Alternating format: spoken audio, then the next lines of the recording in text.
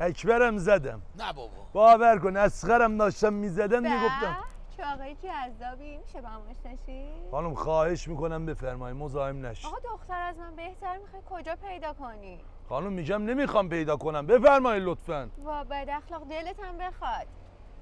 داشتم پشمام چرا کبوتر رو پروندی؟ داداش تو اینجات عقل نیست، باد هواست، نمیفهمی. بیا بریم. داش مرتضی ماشین خراب شده، کمکش کنیم. ایوالا. آقا این یه شانس دوباره بود، بیا با هم آشناشیم. خانم من نمیخوام با شما آشناشم، تو رو خدا ول کن، بفرما. داشتم ماشین خراب نیست، کله تو خرابه. داش مرتضی حالت نیست، تو جوونی جاهلی نمیفهمی. داشتم جونم به لبم رسیده، بگو چی کار داری میکنی؟ ول کن آقا، بفرما، ول کن. فرویی ها، فرویی ها. ایوالا داشتم خسته شدم، یه خوره بشینیم داداش.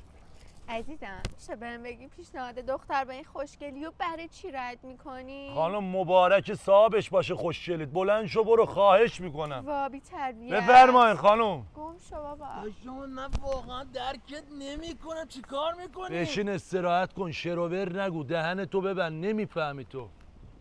داش مرتضی چه بادی، چه بورانی، چه طوفانی. تو رو خدا بیا قبول کن ما هم آشناشیم. برو بشین تو ماشین، الان میام.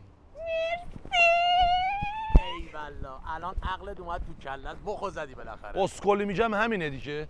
بین این همه ماشین اون از کجا میدونست ماشین من 206 رفت نشست تو ماشین من؟ داداش تیپت به 206 میخوره دیگه. تیپم به خاطر همینه دیگه. زنت هر چند ماه یه بار قهر میکنه میره خونه ننش، مچ تو میگیره. اسکل زنم دسیسه کرده میخواد مچ منو بگیره، نمیفهمی نه؟